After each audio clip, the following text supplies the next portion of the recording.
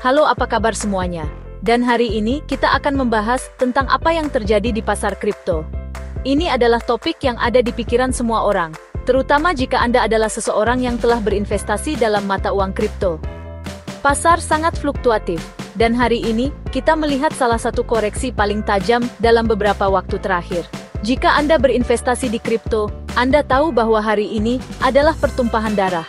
Bitcoin, Ethereum, semuanya merah, bukan hanya nama-nama besar. Hampir setiap altcoin telah terpukul. Sentimen pasar sangat bearish, dan orang-orang panik. Tapi, kenapa? Mengapa pasar kripto bisa berada di posisi ini?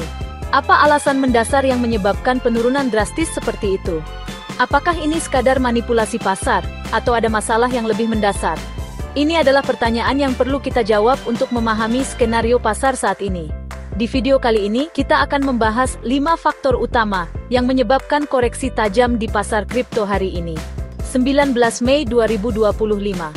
Faktor-faktor ini bukan sekedar kejadian acak. Mereka saling berhubungan dan memiliki dampak signifikan terhadap pasar. Mulai dari kebijakan ekonomi Amerika Serikat hingga peretasan bursa kripto, kami akan kupas menyelesaikan semua faktor penting yang perlu Anda ketahui. Perubahan kebijakan Bank Sentral AS baru-baru ini telah menciptakan efek riak di pasar global. Selain itu, pertukaran kripto besar telah diretas, menyebabkan hilangnya kepercayaan investor. Jadi, pastikan Anda menonton video ini sampai akhir, karena memahami faktor-faktor ini dapat membantu Anda menavigasi dunia kripto yang tidak stabil, dan membuat keputusan investasi yang lebih cerdas. Pengetahuan adalah kekuatan, dan dalam dunia kripto, pengetahuan dapat menjadi pembeda antara menghasilkan laba dan menderita kerugian. Mari kita bahas. Ini akan menjadi analisis yang mendalam. Jadi, nikmati secangkir kopi, duduk santai, dan mari kita bahas kompleksitas koreksi pasar kripto saat ini. Pertama, kita mulai dengan situasi ekonomi global, khususnya di Amerika Serikat.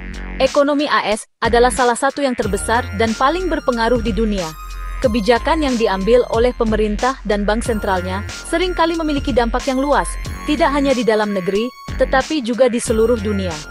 The Fed, atau Federal Reserve, telah mengisyaratkan potensi kenaikan suku bunga dalam beberapa bulan mendatang. Ini adalah langkah yang sering diambil untuk mengendalikan inflasi, tetapi juga bisa memiliki konsekuensi yang signifikan bagi pasar keuangan.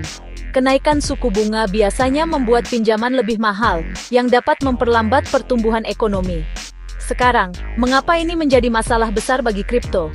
Nah, ketika suku bunga naik, investor cenderung memindahkan uang mereka dari aset berisiko, seperti saham dan kripto, ke instrumen yang lebih aman seperti obligasi. Hal ini karena obligasi menawarkan pengembalian yang lebih stabil, dan dianggap lebih aman dalam kondisi ekonomi yang tidak pasti. Ditambah lagi, situasi geopolitik global juga lagi panas-panasnya nih. Konflik di berbagai belahan dunia, seperti di Timur Tengah dan Eropa Timur, menambah ketidakpastian. Ketegangan antara negara-negara besar seperti Amerika Serikat, Rusia, dan China juga mempengaruhi stabilitas ekonomi global. Konflik di beberapa wilayah, tensi politik antar negara adidaya, semua itu menciptakan ketidakpastian di pasar global. Ketidakpastian ini membuat investor lebih berhati-hati dan cenderung menghindari aset yang dianggap berisiko tinggi. Dan sayangnya, pasar kripto itu sangat sensitif terhadap ketidakpastian. Volatilitas yang tinggi di pasar kripto membuatnya sangat rentan terhadap perubahan sentimen investor. Ketika ada berita buruk atau ketidakpastian, harga kripto bisa turun dengan cepat. Ketika investor merasa tidak yakin dengan kondisi ekonomi dan politik, mereka cenderung melepas aset berisiko seperti kripto, yang pada akhirnya menekan harga. Ini adalah fenomena yang kita lihat berulang kali, di mana ketidakpastian global menyebabkan penurunan tajam di pasar kripto. Oleh karena itu, penting bagi investor untuk selalu memantau perkembangan ekonomi dan geopolitik global. Faktor kedua yang berkontribusi pada koreksi hari ini adalah aksi profit taking.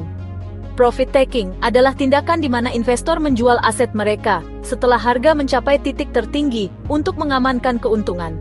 Ini adalah strategi umum yang digunakan oleh banyak investor untuk memastikan bahwa mereka tidak kehilangan keuntungan yang sudah mereka dapatkan. Ingatkan, Bitcoin mencapai harga tertinggi sepanjang masa di $108.000 Amerika pada Januari 2025. Ini adalah pencapaian yang luar biasa. mengingat harga Bitcoin hanya beberapa tahun sebelumnya berada di bawah $10.000. Kenaikan harga yang begitu drastis tentu saja menarik perhatian banyak investor. Nah, sejak itu, banyak investor yang sudah mengambil keuntungan. Mereka yang membeli Bitcoin di harga yang jauh lebih rendah sekarang, melihat nilai investasi mereka meningkat berkali-kali lipat. Ini adalah momen yang sangat menggembirakan bagi banyak orang, terutama mereka yang telah bersabar dan percaya pada potensi jangka panjang Bitcoin. Mereka beli Bitcoin di harga yang jauh lebih rendah, dan setelah harga Bitcoin meroket, wajar aja kalau mereka jual sebagian atau seluruh aset mereka untuk mengamankan keuntungan. Ini adalah langkah yang bijaksana, terutama dalam pasar yang sangat volatil seperti cryptocurrency. Dengan menjual sebagian aset mereka, investor dapat mengunci keuntungan dan mengurangi risiko. Aksi jual besar-besaran ini tentu saja akan menekan harga Bitcoin, dan karena Bitcoin adalah pemimpin pasar, altcoin lainnya pun ikut ketarik turun. Ketika banyak investor mulai menjual Bitcoin mereka, ini menciptakan tekanan jual yang besar di pasar real, yang pada gilirannya menyebabkan penurunan harga. Altcoin, yang sering kali mengikuti tren Bitcoin, juga mengalami penurunan yang signifikan. Jadi, meskipun profit taking adalah hal yang wajar dalam siklus pasar, tapi tetap saja bisa memicu koreksi yang cukup signifikan, seperti yang kita lihat hari ini. Koreksi pasar adalah bagian alami dari siklus investasi. Dan meskipun bisa menimbulkan kekhawatiran, ini juga memberikan peluang bagi investor baru untuk masuk ke pasar dengan harga yang lebih rendah. Penting untuk diingat bahwa pasar cryptocurrency sangat dinamis dan bisa berubah dengan cepat. Jadi, selalu bijaksana untuk tetap waspada dan siap menghadapi perubahan. Now, let's talk about the elephant in the room, peretasan bursa kripto Bybit. Kejadian ini benar-benar mengguncang industri kripto dan mencoreng kepercayaan investor. Bayangkan, peretas berhasil mencuri Ether senilai $1,5 miliar. Ini adalah salah satu peretasan terbesar dalam sejarah kripto, dan dampaknya langsung terasa di pasar. Investor jadi khawatir tentang keamanan platform trading kripto. Mereka mulai mempertanyakan, apakah aset saya aman di bursa ini? Ketidakpercayaan ini memicu kepanikan dan aksi jual massal. Banyak investor yang menarik aset mereka dari bursa, yang pada akhirnya menambah tekanan jual di pasar, dan memperburuk koreksi. Oke, faktor selanjutnya ini agak teknis, tapi penting untuk dipahami. Beberapa waktu lalu, Presiden Trump mengumumkan pembentukan cadangan strategis kripto oleh pemerintah Amerika Serikat. Awalnya, banyak yang berharap langkah ini akan berdampak positif pada pasar kripto. Mereka berpikir, wah, kalau pemerintah AS beli Bitcoin dalam jumlah besar, pasti harga Bitcoin akan naik. Tapi ternyata, harapan tinggal harapan. Cadangan strategis kripto ini ternyata tidak melibatkan pembelian kripto baru oleh pemerintah. Mereka hanya menyita aset digital dari kasus-kasus kriminal. Jadi, bukannya memberikan suntikan dana segar ke pasar, langkah ini justru dianggap mengecewakan. Investor merasa di PHP-in, dan sentimen negatif pun menyebar di pasar. Last but not least, kita juga melihat sentimen negatif yang cukup kuat terhadap altcoin dan meme coin. Beberapa altcoin, terutama yang terkait dengan tokoh politik, mengalami penurunan harga yang sangat drastis.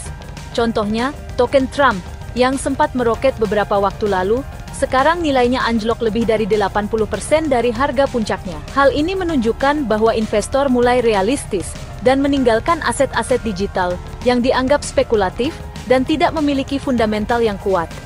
Mereka lebih memilih untuk fokus pada proyek-proyek kripto yang memiliki utilitas nyata dan potensi jangka panjang. Jadi, begitulah, teman-teman. 5 faktor utama yang menyebabkan koreksi tajam di pasar kripto hari ini.